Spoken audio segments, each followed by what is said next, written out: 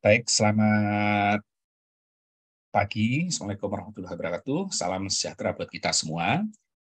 Teman-teman, hari ini kita membahas kuliah sistem jaringan komputer lanjut ya. Nah, kita bahas dulu sebelum tren teknologi, kemudian media yang digunakan, kan mulai dari fiber optik, kemudian wireless, baik terestrial maupun satelit, kemudian ada untuk broadband mobile ya, mulai dari 4G, 5G, mungkin next akan 6G. Kemudian komunikasinya bukan hanya antar orang ke orang yang menggunakan media tools komputer, tapi sudah dari mesin ke mesin. Nah, tentunya perlu kiranya kita refresh kembali mengenai computer networking konsepnya ya, sebelum kita revisiting ke TCP/IP maupun ITM protokol dan modul-modul berikutnya. Nah, ini outline yang akan kita bahas hari ini, yaitu bahwa network sudah mempengaruhi hidup kita ya. Rasanya sih hari-hari kalau kita nggak membawa handphone, rasanya aneh gitu ya. Bahkan orang mungkin rela ketinggalan dompet dibanding ketinggalan handphone. Nah, kemudian kita bahas network komponen, kemudian network representation and topologies, kemudian common type of network, internet connection, reliable network, network trend, dan network security. Nah, bahan-bahan ini kita ambil dari Cisco CCNA ya, sama ENSA. Saya kira ini relevan untuk mengantarkan ke bagian berikutnya. Nah, tentu yang sudah kita rasakan saat ini, jaringan itu benar-benar mempengaruhi hidup kita. Bahkan kuliah yang kita laksanakan saat ini, kalau misalnya ruangannya nggak ada, atau ada yang kena COVID gitu ya, kita mending melaksanakan dengan cara online, menggunakan salah satunya dengan Zoom, ya. Bisa juga dengan Google Meet, atau dengan media yang lain. Itu nggak terbayangkan dulu. Jadi pada saat awal-awal internet masuk ke Indonesia, kita bisa bayangkan waktu itu dimotori oleh universitas ya. Bayangkan dari universitas itu ada UI sama ITB, jaringannya ke Jepang ya menggunakan satelit. Bandwidth-nya hanya 2 Mbps. Nah, tentunya kalau kita gunakan untuk kuliah online seperti ini nggak mencukupi. Itu digunakan untuk dua universitas tersebut. Tapi saat ini dengan bandwidth kalau kita di rumah ya, itu biasanya kita langganan 10 Mbps, 20 Mbps, atau 100 Mbps. Selain itu, nah tentunya kita punya perangkat handphone ya. Bayangin kita berkomunikasi untuk jadwal kuliah, kemudian untuk share informasi lainnya, kita menggunakan katakan WhatsApp, ya kan? Mungkin update status, kemudian kita rencana mau ketemu teman-teman, gitu ya. Nah, itu sesuatu yang tidak terbayangkan dulu di era awal 2000-an. Nah, sekarang itu terjadi dan itu mempengaruhi hidup kita. Cara kita bersosialisasi, cara kita berkomunikasi, cara kita bekerja, cara kita mendiseminasi informasi, dan lain-lain. Tentu network menghubungkan kita ya. Meskipun ada parodi gitu, itu kayak jaringan mendekatkan yang jauh, menjauhkan yang dekat. Karena kadang-kadang dalam satu keluarga yang dulunya bisa ngumpul bareng-bareng nonton TV itu, nah sekarang mungkin saking sibuknya bahkan antara ayah dan anak mungkin ketika mau berkomunikasi mereka bisa menggunakan WhatsApp gitu, kayak jauh padahal dia tinggal ngomong ke kamar sebelah. Dan jaringan saat ini nyaris tanpa boundary ya. Jadi aplikasi konten yang dulunya hanya berpusat di West Coast atau East Coast US itu merupakan tiruan internet. Nyatanya hari ini mereka juga memasang konten ya di kita di dekat di data center di Indonesia, misalnya Facebook, ya kan, kemudian Google. Bahkan beberapa content provider langganan Akamai supaya mereka bisa diakses dengan lebih cepat, dan Akamai-nya membangun jaringan CDN, gitu, langganan ke beberapa operator besar. Sehingga nyaris dengan jaringan ini dunia itu seakan-akan memang tanpa boundaries. Misalnya di Eropa, ya, Eropa mereka dulu sering berperang antar negara Eropa, kemudian saat ini mereka bentuk Uni Eropa, ya kan? Batas-batas identitas kebanggaan masing-masing negaranya mungkin sudah mulai terkikis, ya, karena digantikan dengan identitas humanitarian di level Eropa. Mungkin ke depannya nanti di level dunia. Nah, meskipun saat ini kita tidak terlepas dari perang, ya, masih, tapi at least itu jauh berkurang dibanding tahun-tahun sebelumnya. Kemudian ada komunitas global. Komunitas global ini mulai dari G20, G7, kemudian kalau kita mau research, itu kan kadang-kadang kita memanfaatkan network untuk berkomunikasi dan berkolaborasi, ya. Nah, akhirnya seakan-akan terbentuk jaringan manusia. Ya, lebih jauhnya lagi mungkin jaringan seluruh, ya, Internet of Things. Nah, ini benar-benar jaringan mempengaruhi kita. Tentu apa sih jaringan itu dan bagaimana dia berkembang, apa yang perlu diperhatikan, ya.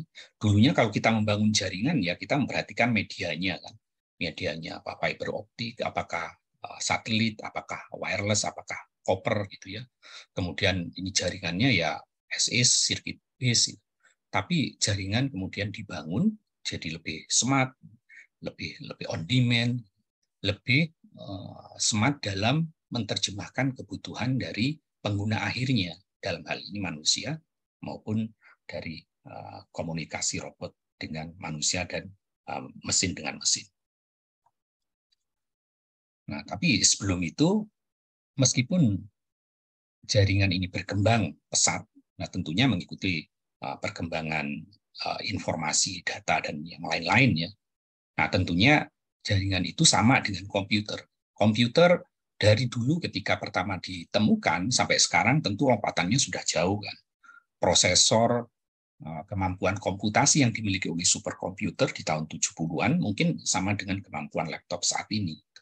Tapi kan semuanya berkembang. Nah, perkembangan itu tetap meninggalkan bentuk-bentuk awalnya, kayak komputer yang sudah demikian canggih dari sisi komputasi, tapi ya karena dia berinteraksi dengan orang, dia itu tidak meninggalkan, dia ada display, ya kan? Dia ada keyboard, kemudian dia ada mouse, interaksi dengan suara, interaksi dengan mata, dan lain-lain. Dan itu tetap gitu. Nah, sehingga kita membahas network itu, ya network komponen secara garis besar ya nggak jauh beda gitu loh dari tahun sebelum awal-awal komputer berkembang atau jaringan berkembang sampai hari ini, meskipun ada beberapa tambahan komponennya. Nah, kita bisa dilihat di sini bahwa network komponen itu bisa terdiri dari host, ya, yang pertama. Karena host itu yang merupakan end dari poin jaringan, karena dia yang mengolah informasi akhir sebelum ditampilkan ke human sebagai pengguna akhir. Nah, tentunya host ini nanti bisa berupa mesin, ya, karena ini mungkin akan jadi robot, ya kan, atau orang yang hostnya itu tertanam dalam dirinya, tapi at least itu ada. Ini ada yang berupa klien, ya kan? Ada yang berupa server, dia memanfaatkan jaringan. Jadi semua komputer ini, karena ini jaringan komputer, ya, itu kita sebut sebagai end devices atau host. Mungkin ke depan si komputer ini yang powerful seperti laptop yang kita miliki saat ini sudah berupa chip mungkin, ya, yang tertanam di dekat brain manusia, atau ini langsung robot gitu, ya, merupakan end device-nya. Tapi at least fungsi host itu ya kira-kira seperti itu. Nah, kemudian di antara host ini ada yang merupakan server, ya. Nah, server ini tentunya dia merupakan pengolah akhir dari informasi, ya, ya, merupakan hub-nya. Ibaratnya kalau kita WhatsApp-an gitu, WhatsApp punya server, Facebook juga punya server, Google punya server, dan lain-lain. Atau perusahaan kita atau institusi kita di UI itu punya server. Jadi biasanya mereka untuk interaksi orang ke orang, dia merupakan email server, kemudian web server maupun file server. Nah, sementara kliennya saat ini ya kita menggunakan apa? Misalkan laptop, ya kan? Menggunakan handphone, netbook, dan lain-lain. Nah, biasanya mereka akses email, ya kan? Mengakses web atau saling bertukar file. Nah, bisa juga komponen ini tidak terkonek langsung ke jaringan besar ya, tapi mereka koneksinya peer-to-peer ya. Misalnya teman-teman kalau punya apa namanya jam tangan yang merekod kesehatan teman-teman, mereka bisa peer-to-peer ke handphone teman-teman. Jadi dia tidak berkoneksi langsung dengan jaringan ya, tapi peer-to-peer ke perangkat hub-nya. Atau printer di rumah teman-teman peer-to-peer dengan laptop teman-teman gitu kan. Ya, atau yang ada bentuknya seperti ini. Jadi ada untuk file sharing, printer sharing dulu kalau di perusahaan itu, kemudian ada printernya, kemudian ada beberapa klien yang akses ke print sharing sini. Tapi kemudian printer dan file sharing ini jadi satu gitu ya. Mereka si klien langsung akses ke sini. Nah, tentunya yang model peer-to-peer ini hanya mungkin ya di jaringan yang relatif kecil ya, kayak di rumah, di Soho, gitu ya, atau di perkantoran yang less kompleks tentunya. Jadi kalau kita lihat pro-konnya si jaringan peer-to-peer, tapi jaringan peer-to-peer yang kompleks juga ada. Misalnya apa namanya file sharing ya, file sharing yang peer-to-peer juga ada. Tapi peer-to-peer ini sebetulnya lebih cocok untuk yang jaringan yang less kompleks ya, yang less kompleks, kemudian yang kira-kira mudah di setup, cost-nya rendah, dan banyak yang digunakan untuk tas-tas yang sederhana, misalnya untuk file sharing, print sharing, kemudian ada koneksi antara TV ke remote, gitu kan, atau dari hand device kayak jam tangan, kemudian sensor ke handphone. Nah, selain end devices, nah kita juga mengenal namanya intermediary devices, karena kan bentuk fisik ya, sifat-sifat fisika dari informasi ini kan ada limitasinya ya. Pasti kalau kita kirim lewat media udara atau media fiber optik, media koper maupun satelit, itu namanya sinyal pasti mengalami peredaman kan. Kemudian dia mau diarahkan kemana, dia harus ditentukan. Sehingga kita tidak bisa membangun dari end devices semuanya ke end devices. Bayangin kalau kita mau komunikasi kayak gini, kalau seluruh dunia berkolaborasi dengan cara ini, berapa banyak network yang mesti kita bangun. Jadi kita tidak akan terhindar dari namanya intermediary devices. Jadi situ teman-teman sudah familiar dengan namanya router ya, baik yang router wireless maupun router yang biasa. Kemudian ada switch, kemudian mungkin ada multi layer switch, kemudian ada cross connect mungkin ya. Kemudian untuk ada firewall untuk masalah security-nya. Nah, tujuannya dari intermediary devices ini, mereka bisa meregenerate dan meretransmit sinyal, kemudian membagi informasi, kemudian maintain information tentang jalurnya di mana saja dalam jaringan. Kemudian kalau ada error, nah tentu dia juga bisa memberitahu komponen yang lainnya. Nah, selain itu, kita juga mengenal medianya. Karena namanya jaringan dari end devices ke sininya atau antar intermediary ini kita tidak bisa lepas dari space ya, physical space. Sehingga untuk mengantarkan informasi dari titik ini ke titik intermediary atau antar intermediary ke intermediary maupun intermediary ke end devices, kita perlu physical ini. Nah, biasanya kita bisa kategorikan ini menjadi 3 kategori utama ya dari sisi teknologinya. Yang pertama adalah copper. Nah, copper ini kita menggunakan electrical impulse ya. Nah, contohnya misalnya copper wire tembaga atau RJ45 ya. Kemudian fiber optik. Nah, di fiber optik ini kita menggunakan cahaya ya. Kita menggunakan cahaya, bilas, ada multimode, ada single mode ya kan. Kemudian wireless. Nah, wireless ini kita menggunakan frekuensi ya yang kita modulasi.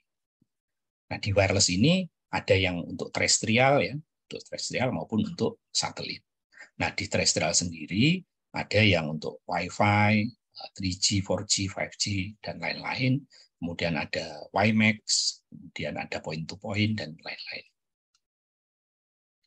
Nah, dari sisi network representation and topology-nya, itu teman-teman tadi ya, kita udah membahas ada end devices, kemudian ada intermediary, dan network media. Nah, biasanya dalam bentuk representasinya ini digambarkan sebagai ini apa namanya? Digambarkan sebagai diagram ya. Jadi teman-teman tahu ya kalau namanya gambar kayak gini, nah itu biasanya network gitu. Kalau gambarnya gini laptop, ini printer, ini IP phone, ini wireless tablet, yang ini present endpoint. Kalau gambarnya kayak gini ini kan router nih, tambahan antena wireless router. Yang kayak gini LAN suite gitu kan. Ini biasanya ya udah jadi apa namanya? Ketentuan ini ya umum gitu, kesepakatan umum. Kemudian kalau gambarnya gini itu wireless ya kan. Kalau yang apa namanya fiber optik itu ada gininya ya, fiber optik, copper, betul copper. Nah, ini beberapa term dalam representation itu ada namanya network interface card ya karena ini bentuknya card kan, bentuknya card RJ45 kah atau wireless kah. Nah, kemudian physical port-nya untuk maupun interface-nya untuk mengkoneksikan antar end device ini. Nah, di topologi diagram kita mengenal topologi dalam bentuk physical ya, physical topology maupun logical topology. Nah, physical topology contohnya seperti ini, kita menggambarkan si end device kita atau device kita, intermediate maupun end device, itu lokasinya di mana ya kan, misalnya di rak nomor segini, shelf nomor segini, di lantai nomor ini, ruangan nomor ini. Ini lebih menggambarkan posisi fisikal device ini diletakkan. Sementara di sisi logical topology lebih menggambarkan ininya logical topology-nya. Misalnya port nomor segini ya. Kemudian IP nomor ini. Kemudian apa namanya? Nama device-nya apa. Dan seterusnya. Nah, beberapa tipe jaringan yang umum itu masih juga bisa kita kenali gitu kan, maupun meskipun tadi trennya no boundaries ya, tapi yang namanya rumah ya tetap ya small home. Jadi ya kira-kira untuk kebutuhan sekarang itu, kalau dulu satu rumah satu komputer ya, bayangin ketika pandemi semua anak-anak yang lagi sekolah kuliah atau sekolah online kan, sehingga yang namanya small home itu nggak hanya satu, mungkin tiap kamar sekarang. Kemudian kalau small office, home office ya tentu ada beberapa orang ya yang akses. Kemudian ada medium large network maupun worldwide network. Nah, worldwide network ini ada yang global intranet network, tapi yang paling gede adalah internet ya. Nah, kemudian ketika kita termnya itu adalah interkoneksi dari komputer atau interkoneksi dari host ya. Nah, tentunya kita mengenal dua tipe jaringan ya, dua tipe jaringan secara umum ya. Yang pertama kalau di dalam region yang sama, jadi lokasi yang sama, misalnya di rumah ya kan, di kantor perusahaan, dalam kantor cabang. Nah, ini yang disebut sebagai local area network ya kan. Dulu kita mengenal macam-macam nih, ada IPX, kemudian kabelnya koaksial, tapi rata-rata yang LAN saat ini pilihannya itu ya kalau nggak Ethernet base, fiber optik ya. Nah, kemudian di tengah ini yang mengantarkan, kalau ini kan radiusnya kecil ya, mungkin ratusan meter gitu ya. Nah, tapi kalau udah ribuan kilometer atau ratusan kilometer, nah ini biasanya kita sebut sebagai wide area network. Ya, tipikalnya kayak gini. Jadi kalau dalam satu region, baik ini menggunakan wireless, Wi-Fi umumnya, maupun menggunakan kabel di sini, kabel ini kan katakan headquarter-nya, ya, tapi dalam satu katakan gedung BRI itu kan dua gedung gitu ya, yaitu masih LAN. Tipikalnya dia dulu mungkin V35 gitu kan, atau 10BSD, tapi sekarang ini sudah mulai ada yang 40 gig ya kan, 10 gig, atau bahkan ada yang 100 Gbps. Itu dia dengan cabang. Tapi ketika menghubungkan antar cabang, nah ini kita kenal sebagai WAN. Jadi secara umum LAN itu menginterkoneksikan antar area yang terbatas ya dalam satu kantor, headquarter gitu. Nah, ini biasanya dalam single IP network ya. Ini diadministrasi sebagai biasanya dimiliki oleh organisasi, yaitu organisasi dirinya. Kemudian mereka membangun IP subnet yang sama di LAN ini. Kemudian tentunya karena ini fisikalnya dekat gitu, secara aspek fisiknya memang secara natural, ini bandwidth dari antar host di sini itu biasanya bandwidthnya memang relatif tinggi ya, relatif tinggi. Sekarang biasanya switch itu ya either 1 Gbps gitu kan, atau 10 Gbps di sini. Atau ada juga yang lebih dari itu. Nah, tapi ketika kita ngomongin antar dua area yang relatif jauh secara geografis, nah ini kita namanya WAN, biasanya ini melibatkan service provider, karena kalau ini disediakan oleh operator itu sendiri, si perusahaan itu sendiri tentu mahal ya. Nah, kalau di sini kan bisa dibangun oleh mereka sendiri ya. Sementara yang di sini itu kompleks kan. Kadang dia harus menggali di jalan, izin di jalannya seperti apa, bangun tiang, masang tiang di fasos-fasum kan nggak mudah. Nah, tentu ini biasanya melibatkan service provider. Nah, karena ini kompleks, relatif mahal, tentu bandwidth di sini biasanya relatif lebih lambat dibanding yang LAN. Bisa aja kadang-kadang perusahaan itu di sini langganannya paling cuma 10 Mbps, ya kan? Bayangkan di sini kan 1 gig, dia langganan per remote area ke jaringan utama 10 Mbps, atau bahkan kurang dari itu. Nah, tentunya kita sudah tidak asing ya. Internet masuk ke kita awal 90-an dengan bandwidth yang relatif kecil, saat ini sudah berkembang, bandwidthnya hampir tiap rumah, hampir tiap kita itu sudah bisa akses internet dengan aplikasi yang macam-macam ya, yang jumlahnya mungkin jutaan. Nah, itu semuanya dibangun saling terhubung. Jadi tidak dibangun secara khusus untuk bangun internet, beda dengan mau bangun untuk jaringan metro Ethernet, ya kan? Mau bangun untuk jaringan LAN di perusahaan. Tapi yang di sini itu saling terkoneksi, jadi banyak institusi yang terlibat. Gitu. Semua kepentingannya ingin akses dengan bandwidth segini. Tapi antar akses itu nggak di-define secara spesifik ya kadang-kadang.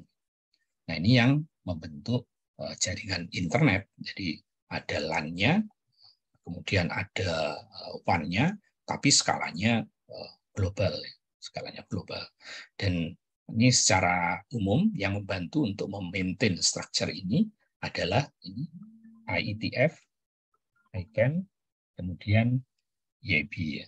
Nanti teman-teman coba cari bisa nggak sebetulnya internet itu dipetakan.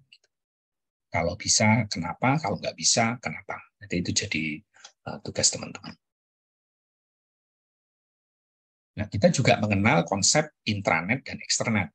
Ekstranet ya. Jadi kalau teman-teman misalnya kerja di perbankan, kan, jadi selama kita membangun hanya untuk jaringan perbankan itu sendiri, katakan Bank Mandiri kah, BNI kah, Bank Niaga kah, BCA, ya kan? Nah itu meskipun dari cabang Jakarta ke cabang Bandung misalnya, Jakarta ke Semarang, tapi dalam satu institusi itu ya kita kenal sebagai intranet ya, intranet. Jadi masih dalam single institution biasanya.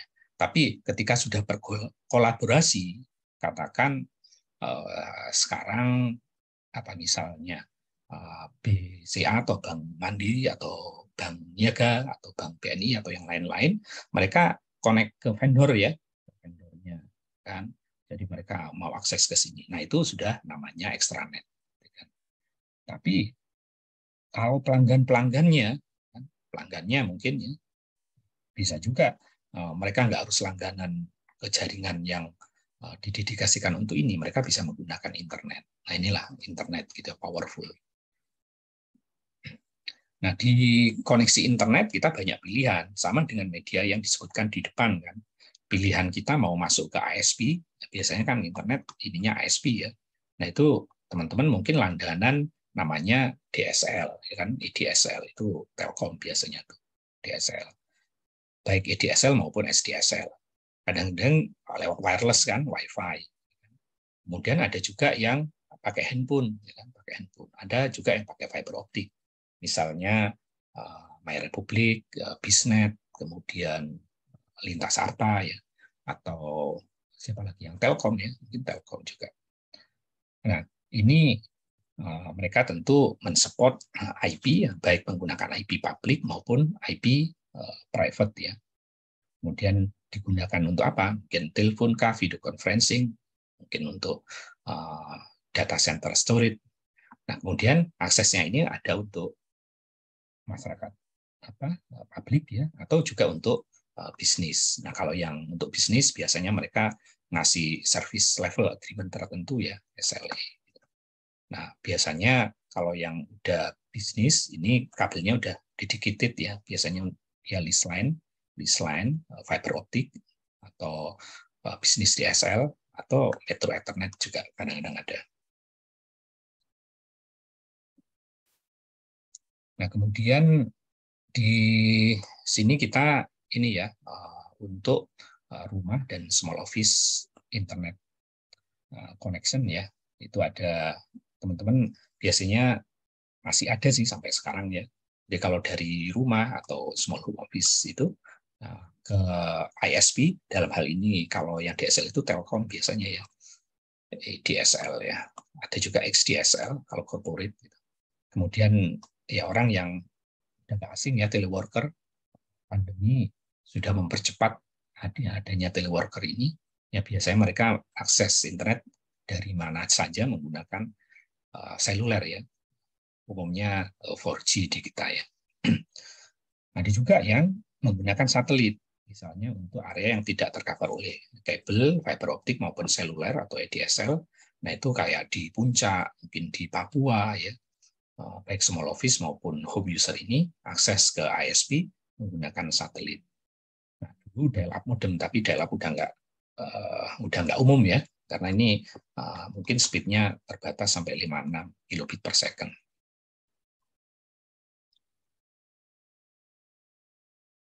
Nah, kemudian untuk bisnis connection biasanya perusahaan-perusahaan besar sama medianya ya, cuma bedanya hanya bandwidth-nya lebih gede, gitu kan, koneksinya lebih dedicated, kemudian servisnya ada SLA-nya dari operator. Gitu.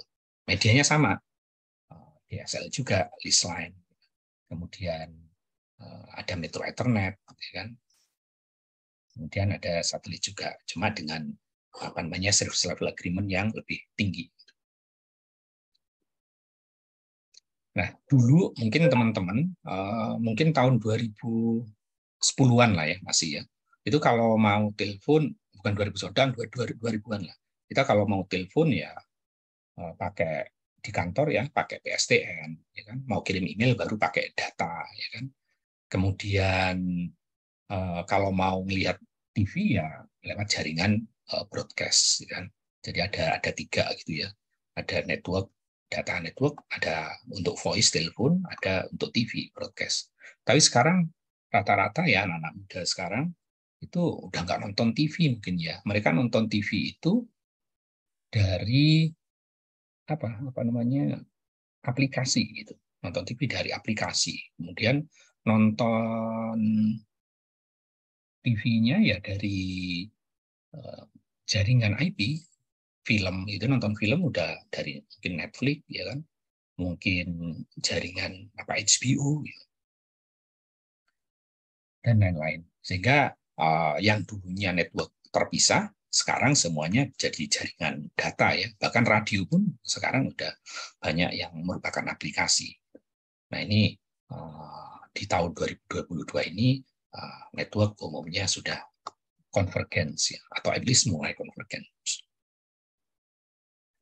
Sehingga baik itu data, voice, video itu menggunakan rule agreement yang standar. Nah, tentunya standarnya ini apa namanya, dulu kita definisikan macam-macam ya awal-awal tahun 2010. Tapi nyatanya any network saat ini kualitasnya udah naik ya. Bahkan seluler pun yang dulunya sulit maintain quality untuk data video, nyatanya sekarang kalau teman-teman video call menggunakan aplikasi WhatsApp kadang-kadang rata-rata baik ya.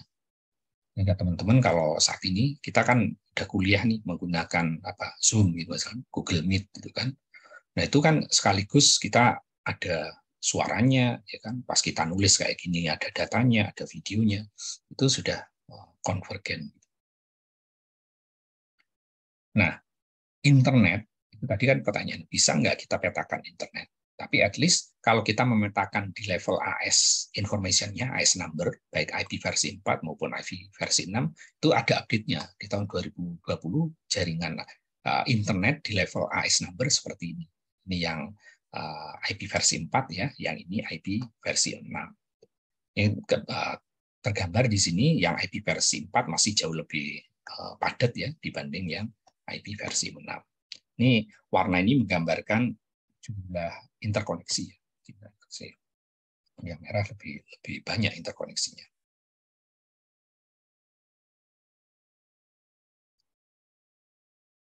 Nah, tentunya ketika membangun network, kita ingin membangun sesuatu yang reliable kan.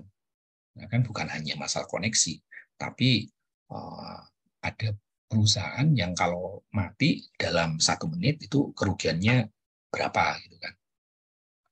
Nah, network yang reliable, itu biasanya menyangkut 4 aspek ini ya.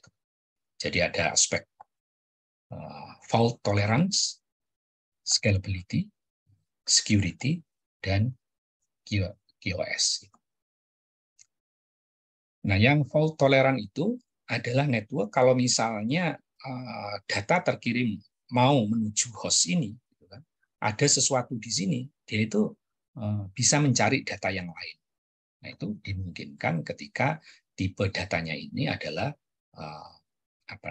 paket switch ya. Paket switch ya, karena dia bisa men-split datanya kan, dia pindah ke yang ini, yang error bisa di retrieve. Beda dengan kalau kita menggunakan circuit switch. Jadi dulu circuit switch itu kalau kita telepon ya, itu kan pas telepon nomornya dia di setup dulu circuitnya. Beda dengan kalau kita nelpon menggunakan aplikasi ya. Kalau yang nelpon ini PSTN ini di setup dulu. Jadi kalau terjadi sesuatu di tengah sini, bro, gitu, ya udah ini mati. Begitu juga dengan kalau dulu langganan namanya list line ya. Itu circuit based dedicated. Kalau mau ini reliable ya harus langganan lain di tempat lain. Tapi kalau paket base, semua part ini bisa dimanfaatkan oleh jalur kita dari titik yang multipath. Nah, ini keunggulan dari paket suite yang memungkinkan fault tolerant. Dan internet itu adalah paket suite. Scalability. Tentunya jaringan ini kalau mau interconnect, gitu kan, nambah lagi di sini, nambah lagi di sini, nambah lagi di sini. Dan yang paling scalable tentunya saat ini adalah internet ya. Jadi dengan mudah kalau kita mau menambahkan devices. Dulu kalau kita mau yang circuit based, mau scalable ya, mau di sini ya ini harus ini lagi. Gitu kan. Tapi sekarang cukup dari jaringan ini kita sebut cloud, nancep ke sini. Gitu kan. Kalau mau nambah lagi ya tinggal nancep ke sini, nancep ke sini. Urusan interkoneksinya itu adalah urusan si cloud ini. Nah cloud ini ya saat ini networknya TCP/IP base ya. Secara keseluruhan kita sebut sebagai internet. Meskipun beberapa perusahaan yang bangun private network sendiri ya, tapi private networknya pun biasanya didesain untuk scalable ya, misalnya Metro Ethernet, jadi scalable di layer 1, 2 lah, 3-nya udah diurusin IP. Kemudian tentu karena aplikasi menuntut bandwidth yang bervariasi ya, jitter, tuntutan delay dari aplikasi voice, video, baik yang broadcasting maupun interaktif maupun data kan tentunya beda-beda. Sehingga agar tiap konten itu mendapatkan sesuai kebutuhannya, maka si ISP biasanya menangani si jaringan ini itu menyediakan namanya quality of services. Quality of service. Biasanya yang diatur itu adalah masalah delay, jitter, availability, gitu ya.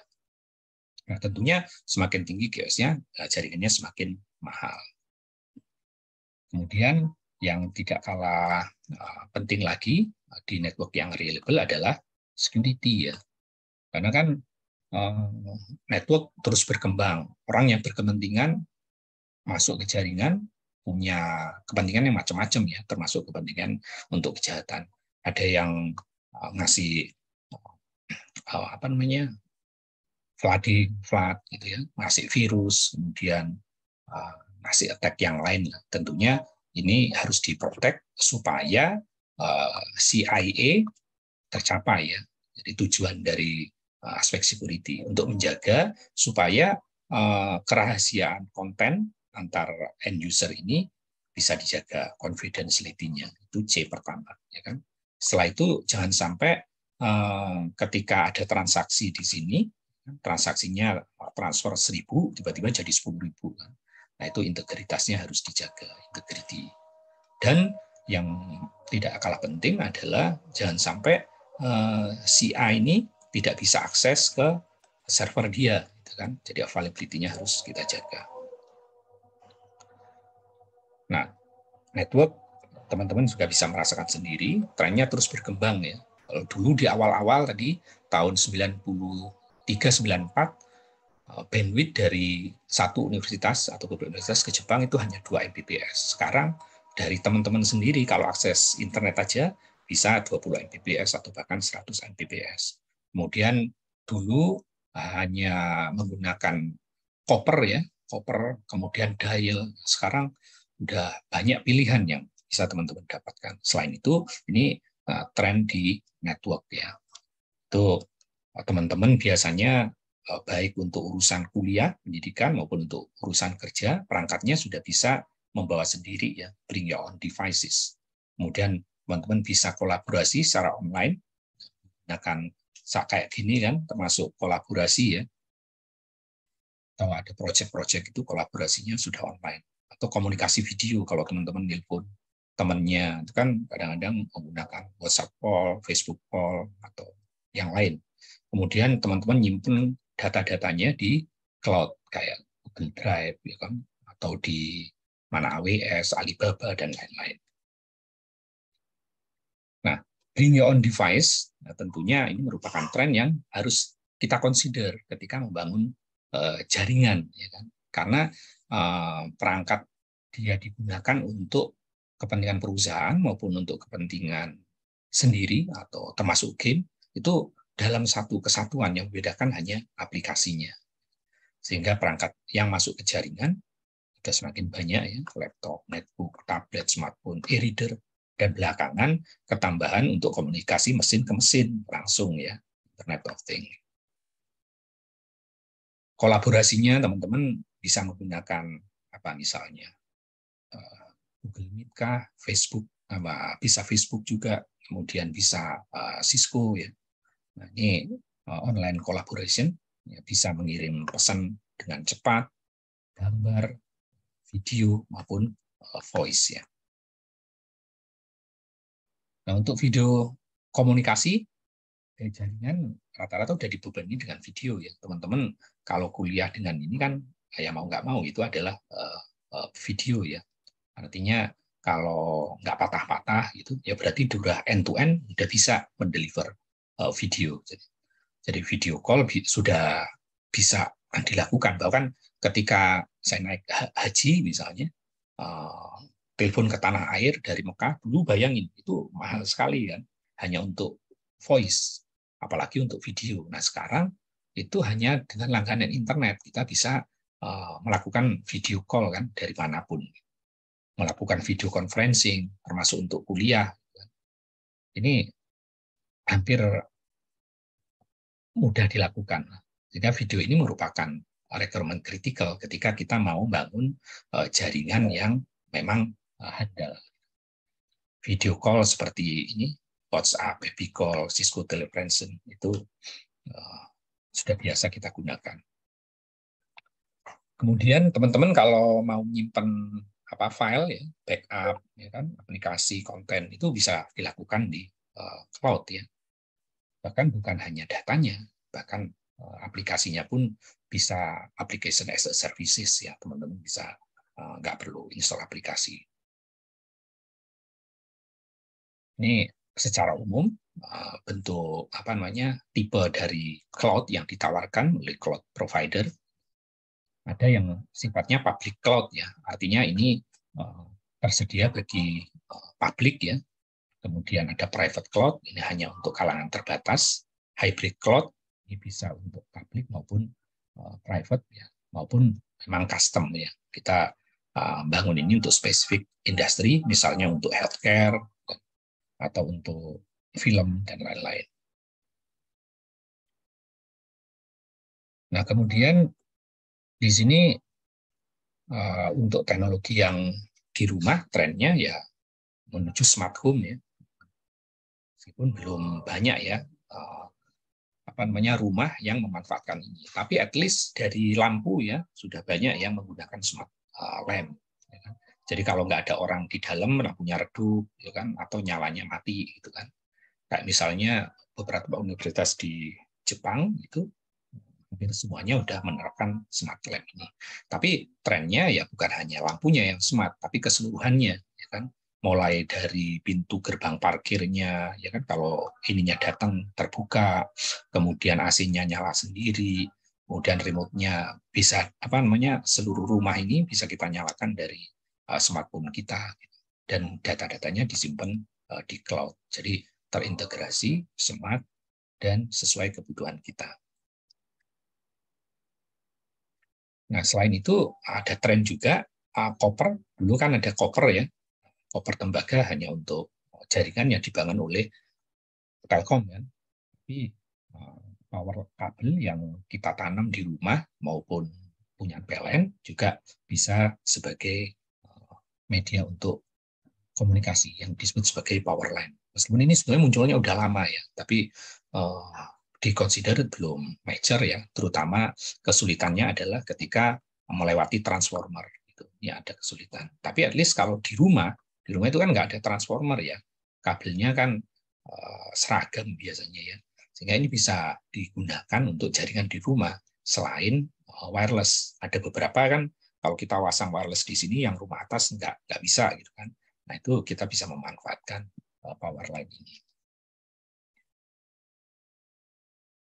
Kemudian untuk broadcasting juga, untuk broadcasting rata-rata kita sudah bisa memanfaatkan katakan untuk wireless broadband services ya. Meskipun ini untuk yang umum gitu. Tapi kalau kita menggunakan wireless, keunggulannya ini untuk tipe data yang multicast ya, multicast atau broadcast dengan setup tertentu. Gitu. Nah, jadi selain kabel wireline, nah, tentunya kita juga bisa memanfaatkan wireless broadband services. Ini biasanya teknologinya Wi-Fi ya, Wi-Fi, kemudian WiMAX atau point to multipoint wireless. Nah, dari sisi security, jadi kalau kita mau bangun network yang reliable, aspek keempat yang mesti diperhatikan teman-teman adalah security-nya ya. Ya karena kan namanya jaringan saat ini threat-nya macam-macam ya. Jadi threat landscape dan vektornya udah banyak ya. Maka kalau kita mau bangun jaringan bahkan untuk small office home office ya setidaknya kita bangun masang antivirus ya. Kemudian masang firewall. Nah, firewall sendiri bisa berupa yang network firewall maupun firewall yang terpasang di komputer kita. Nah, tentu kenapa kita perlu mengconsider security ini karena external threat-nya banyak, mulai dari virus, worm, Trojan horse, kemudian spyware, adware, kemudian zero day attack, attack yang baru bisa masuk sini.